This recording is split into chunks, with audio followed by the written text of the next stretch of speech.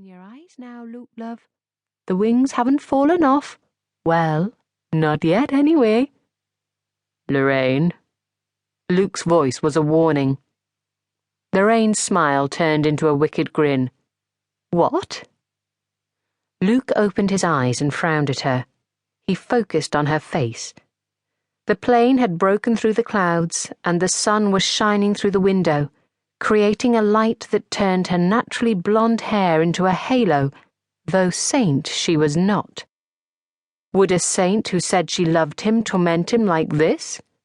Her deep blue eyes glinted with mischief. God, she's never looked so bloody gorgeous, he thought to himself, his fear of flying leaving him for a moment.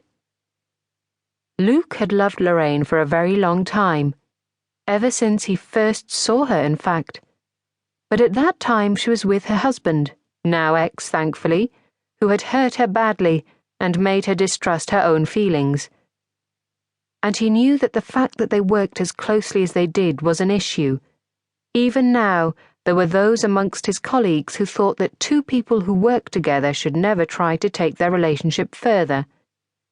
He suspected that Superintendent Clark had his reservations, but it was getting to the point where they had to do something about their feelings, or he would have had to seriously think about another career, just so he could ask Lorraine out.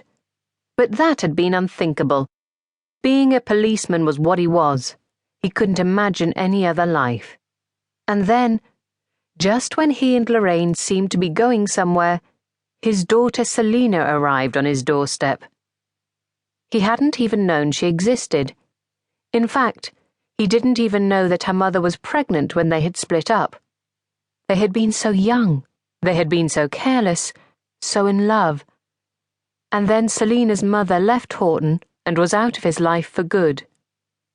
The first time he knew he had a daughter was when social services knocked on his door. Selina had no one.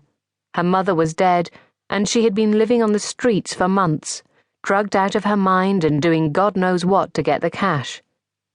It had been a hard and harrowing road getting her off the junk, and when she finally got it out of her system, he had been terrified that she would go back to her old ways. She had been violent, manipulative, and angry. So angry. But against all the odds, before their fight, Selina had seemed to be getting herself together. Selina had been going to a group therapy session, and she had even made a couple of friends. Luke hoped to God that this latest episode was just a one-off, that it had only been alcohol she had taken the night before, that she wasn't back on the smack. He knew that he had a responsibility to her, a responsibility that soon turned into love, even if he couldn't trust her.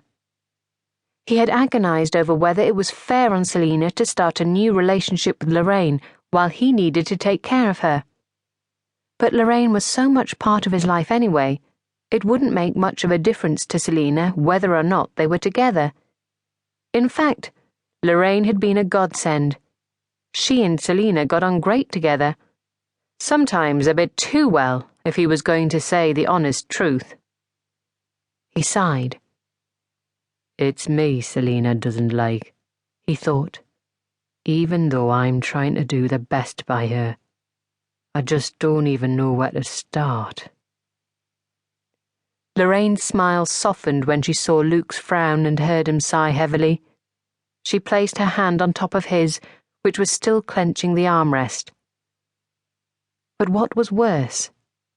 Him obsessing over Selina as he had done over the last 24 hours, or his fear of flying? Lorraine knew just how much Selina had worried him since she came into his life a couple of months ago. Anything was better than the mental torture Lorraine knew Luke would be putting himself through at the moment. Chill, Luke. It'll all be over in a blink. A hop, skip and a jump, as they say. 30 minutes tops. Unless we're run into some turbulence, that is. Or maybe, she shrugged and shot him a beatific smile. Another plane? Luke groaned loudly enough to make the passenger across the aisle, a small, bespectacled man with a brown beard, throw him a worried glance. Thanks a lot, Laurie, he muttered through gritted teeth, as he turned his face towards her and buried it in the crook of her neck. He sighed again. This is murder, he thought. In fact, if I had my hands on Selina right now, I'd strangle her for putting me through this bloody nightmare.